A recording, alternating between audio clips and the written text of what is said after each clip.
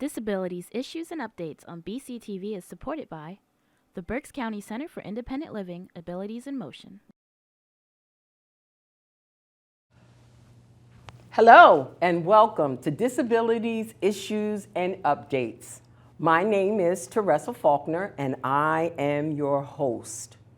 So glad to have you with us today. Our guest today is Lauren P. Butterworth, who is an attorney. But Lauren, why don't you tell our viewers a little bit about yourself? Sure, thank you. And thank you for having me on this morning. I really appreciate it. Again, my name's Lauren Butterworth. I'm a local attorney, and the majority of my practice is with families who have children who are transitioning into adulthood, children with special needs, disabilities, things like that. So the majority of my practice is assisting those families with that transition, completing the appropriate estate planning, obtaining guardianship or powers of attorney, whatever may be necessary, and just helping with the whole process of applying for benefits and you know, all the things that come along with that important and sometimes very confusing transition. Let me say thank you for our viewers. Absolutely. For all that you do on behalf of persons with disabilities. We really appreciate it. We almost forgot about Elizabeth. Elizabeth, so good to have you this morning. Welcome. We're going to get started with our show today. Lots of information, lots to talk about. There's been a hot topic out there, Britney Spears and conservatorship. Tell us a little bit about that. Now listen, not the whole show, but tell us a little bit about conservatorship. Absolutely. So in Pennsylvania, the terms conservatorship and guardianship, which many of our viewers may be familiar with, those terms are used interchangeably. But with the Britney Spears, the media coverage and everything that came along with that, this word conservatorship has been used a lot. So again, in Pennsylvania, we have the term guardianship, and we have a guardianship of a minor child, which would be something that would be utilized if parents or grandparents are trying to get the authority over a child. And then we have guardianship of an incapacitated person, which is used when you have an adult with disabilities that needs that guardian. However, in California, which is where the Spears case has gained all that media coverage, they actually utilize the term conservatorship when dealing with an adult who is incapacitated, and they use the term guardianship for minors. So that's kind of the difference. In Pennsylvania, both terms are kind of used to mean the same thing, but in California there are two specific terms, one when dealing with minor children and one dealing with adults. Wonderful, wonderful. I noticed one of the things with the conservatorship, and then we'll move forward. It seems as though now she has control of her things. She can make her own decisions and so forth. Is that correct? Absolutely, yes. So, and that's how it kind of gained momentum, this Free Britney movement, because things had changed that now Britney and her team felt that she was ready to manage her own affairs. So she needed to get that before the court so that the court could remove this conservatorship that was in place. Okay. And she did that. She was successful in that. And now, from what I understand, there is no more conservatorship. She no longer has anyone managing either her medical or financial decisions. Wonderful. Now, in the state of Pennsylvania, conservatorship here, yes or no? No, the statute, the Pennsylvania statute is guardianship. And again, it's just broken down guardianship of a minor and guardianship of an incapacitated person. That conservatorship language is used in the law, but it is used kind of in conversation, and people bring it up because it's what they see when they are watching the news or you know, reading about a case online, something like that. Wonderful. Okay, so we're going to move away from conservatorship. At what time would a person need to investigate guardianship on behalf of another person? So there's two main times that I see someone looking for obtaining a guardianship. One is when a disabled child's transitioning into adulthood, and the other is when you have an aging individual who, due to some sort of medical condition, dementia, something like that, is no longer able to handle their medical or financial affairs. However, there are times where an emergency guardianship needs to be sought. A lot of times those are during a mental health crisis, which kind of ties back into the Spears case. That's what happened. She had a mental health crisis, and that's when her father, I believe it was, went out to seek that conservatorship. yes. So there are also emergency situations that, of course, you can't predict, you don't necessarily see coming, where an emergency guardianship may need to be sought. But the two are, again, a disabled child making that transition into adulthood or an aging individual. Yeah, wonderful. Thank you so much. Who does the court appoint as a guardian? And the other part of that question is, what happens if a guardian can no longer represent a person who has been declared incapacitated? So the statute specifies that the first person a court is going to look to appoint is who the incapacitated person may have selected on their own behalf. So if, especially when it comes to aging individuals, if that individual had executed a power of attorney at some point saying, I would want my spouse or my child to make decisions for me, that's the first person the court's going to look to. Okay. So if that person is available and willing, the court's going to say, okay, that's who we're going to pick. Now, when it comes to a child transitioning into adulthood, they most likely have not executed a power of attorney because they don't have the capacity to do so. Then the court's usually going to look to a family member, someone familiar with that person's beliefs and values as the first choice. Okay. There is the ability to have an agency or a nonprofit or a corporate fiduciary serve as a guardian, but the court would prefer to put someone in that incapacitated individual is familiar with, is comfortable with, and who has an idea of, again, what beliefs and values they have, what medical treatment and decisions they would have made if they were able to. Now, if that guardian that was selected is no longer able, there is a process to get before the court to have a successor guardian put in place. Okay. When I am working with families on an estate plan or some, a life care planning strategy, I typically ask the family to come up with that successor guardian before we need to go into court and have them appointed. And I actually recommend that they put that person in their will. So the same way a person with a minor child would put in their will who they would want to serve as guardian of their child if something happened to them, I recommend that parents put that in even after their child reaches adulthood, who that successor would be. So that way, when the time comes, I know and the agencies know who we're looking for to serve as that successor guardian instead of, again, having a stranger or a court-appointed or, a corporate fiduciary put into place. Okay, wow. Just all that you said, is it necessary for me to get a lawyer? And who's going to pay for this? Yeah, so filing the guardianship petition and, again, making sure your estate planning documents and everything are in line with this long-term life care plan that we're putting in place can get pretty complex. And the guardianship procedure in and of itself has a lot of rules regarding who needs to be served notice and how that notice needs to take place, because asking the court for guardianship, seeking guardianship is a pretty important decision, and the court does not take it lightly. Okay. So I recommend getting an attorney just so that you are sure you follow all the procedures, and again, everything is done to make that transition smoothly later down the line as well. Now, some attorneys will charge on a flat fee, so they'll give you a flat rate to obtain the guardianship or pursue the guardianship in court. Others charge on an hourly basis. It really just depends the attorney you find and what their fee schedule is. Unfortunately, I don't know of any agencies in Berks County yet that offer these services. In other counties like Philadelphia, for example, Disability Rights of PA down there will actually assist with guardianship filings. But from what I understand, Mid-Penn Legal Services and some of the local agencies don't yet take that on. However, I've been in communication with some of the attorneys there, and hopefully we can make a change in that soon so families with limited resources or the inability to hire an attorney at a full rate would be able to get services from local nonprofit agencies, things like that. Right, right. I was just thinking this would be the perfect time to do a little advertisement. You have some wonderful webinars out there. Share that with our viewers today, just so that they know. I know we only do the show for about 30 minutes. It's a lot of information. So advertise where they can get some additional information. Sure. So on my Facebook page, which is just my name, it's Lauren P. Butterworth Esquire is my Facebook. And then I also have my website, which is laurenpbutterworthesquire.com. On there, I have both, it's The Future is Bright, which is a podcast that I do. And then I also, on my Facebook page, have a lot of webinar videos to watch. And those videos can help not only with guardianship. I have some that cover guardianship. They cover the guardianship procedure, what people need to do when they're thinking about guardianship.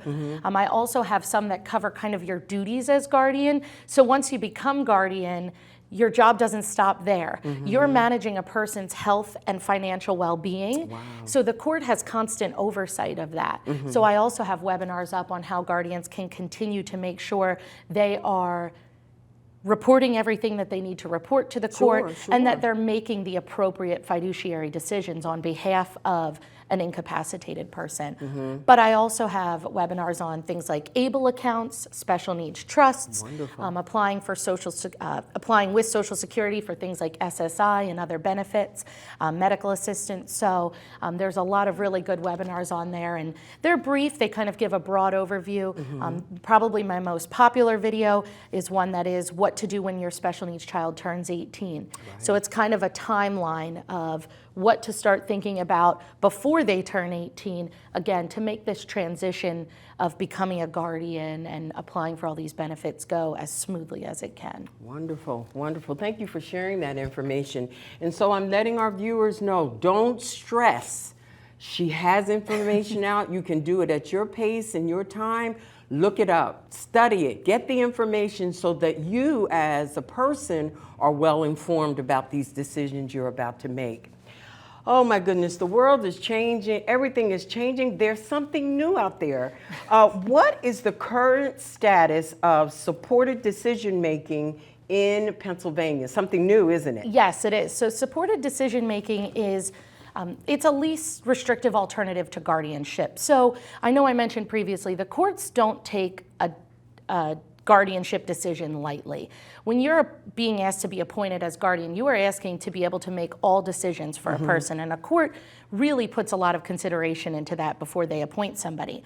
So there's this supported decision-making process that is gaining steam across the country, and it's essentially a transition to a rights-based approach from a caregiver approach. So guardianship is a very caregiver focused approach. You are giving the rights to the caregiver to make those decisions, where supported decision-making is a rights-based approach. How can that incapacitated person retain as many rights as they can? They want to take the least amount of rights away.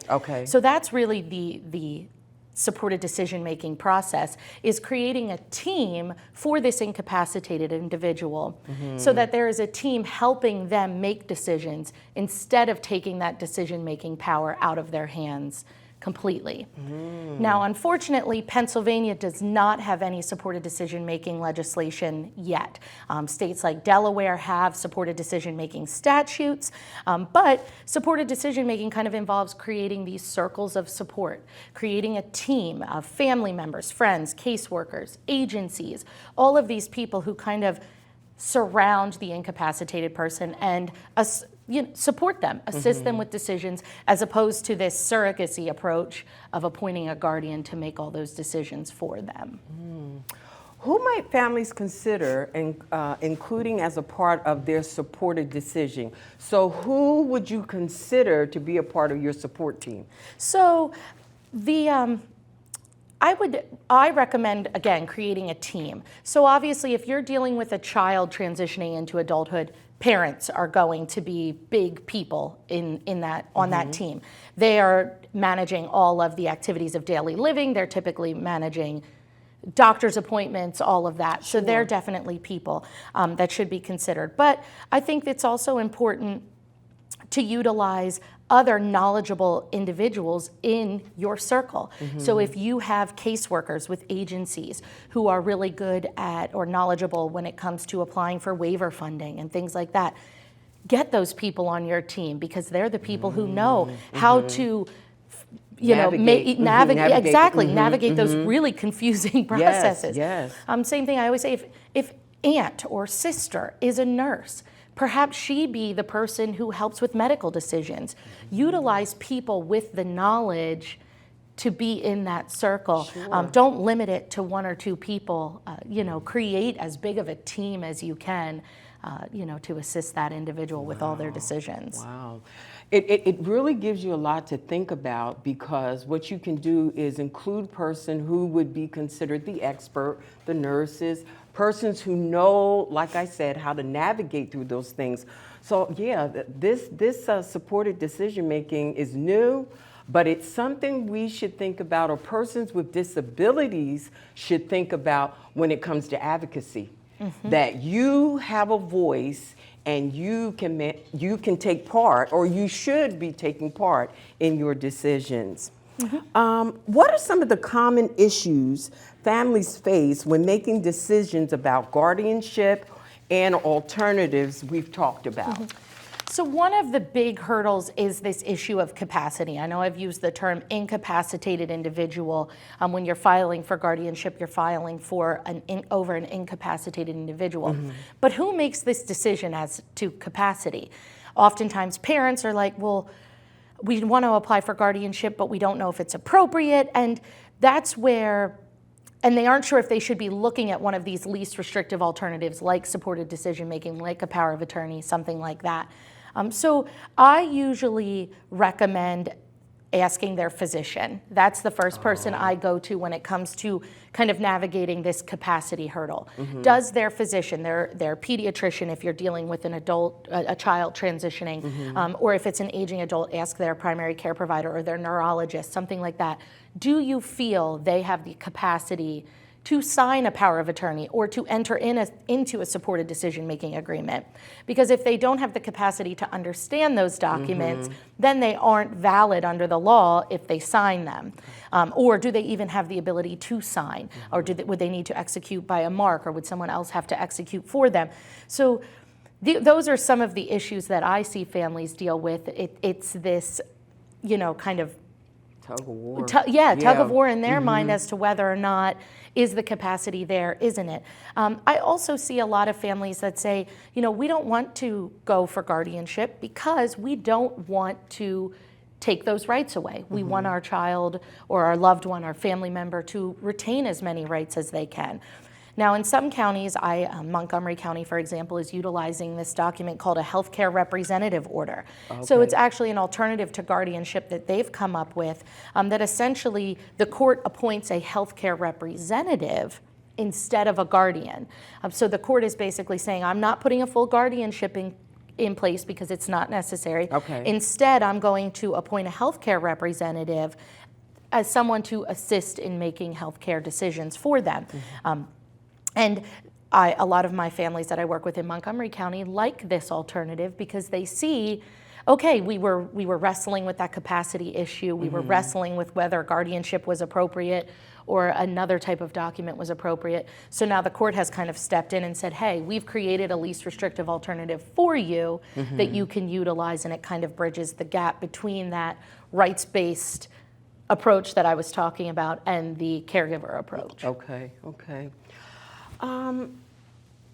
What are some alternatives to guardianship that families can consider, since we currently don't have supported decision-making law in the state of Pennsylvania? So this healthcare representative order that I discussed is one. And again, I've seen this in Montgomery County has kind of taken initiative in creating this type of order, but I see it spreading throughout the state of Pennsylvania. I do. I see other counties picking it up because it does fall in line with the guardianship statute. So that circles of support language that I'm utilizing does come from a Pennsylvania Supreme Court case where a court determined that a guardianship wasn't necessary when there were those circles of support. So the law is getting on board with this supported decision-making process. We just don't have the legislation yet to go along with it. But that healthcare representative order that some counties use is definitely, I think, going to be a big alternative in the very near future. Powers of attorney are also the most common. If a person is able to understand and execute a power of attorney, they are great tools to use so that parents can continue to work with physicians, come to appointments, talk to doctors, navigate the HIPAA laws and Okay, things that are in place.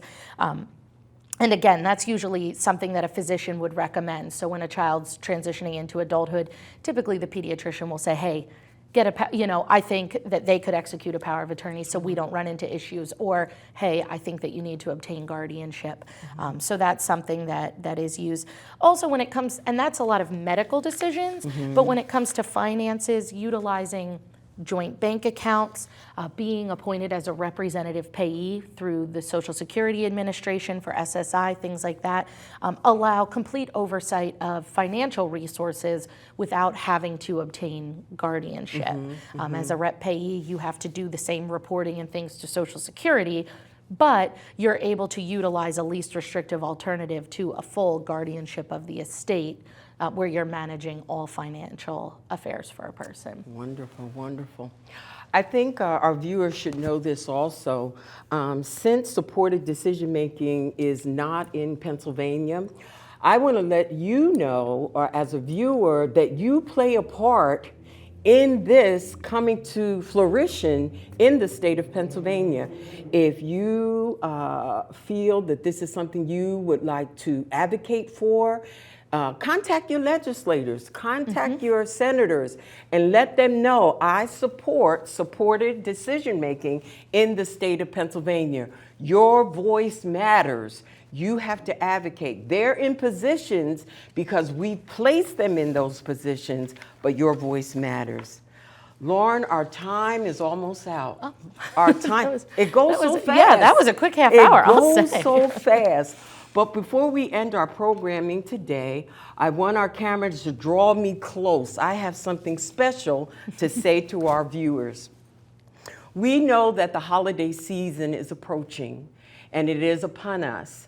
And we want to let you know that there are resources and things available. Just this past week, I was a part of an outreach event that was held at the DoubleTree, where they handed out free Thanksgiving dinners. I think we had turkey and ham, and from the responses I heard, they were excellent. In this time and in this season, persons do not have to be alone. There are going to be other organizations who are going to be offering meals and socialization skills.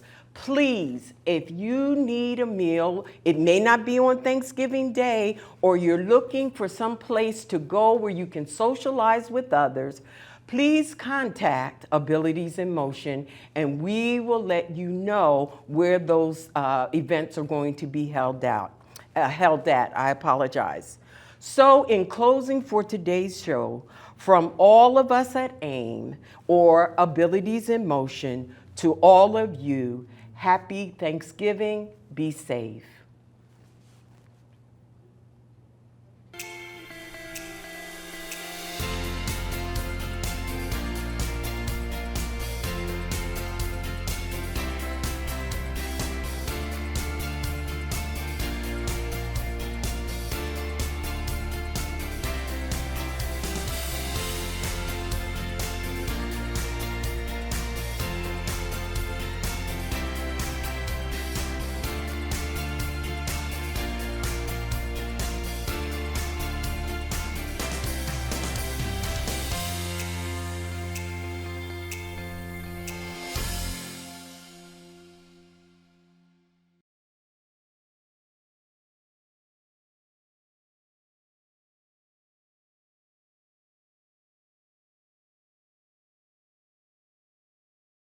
Disabilities Issues and Updates on BCTV is supported by the Berks County Center for Independent Living, Abilities in Motion.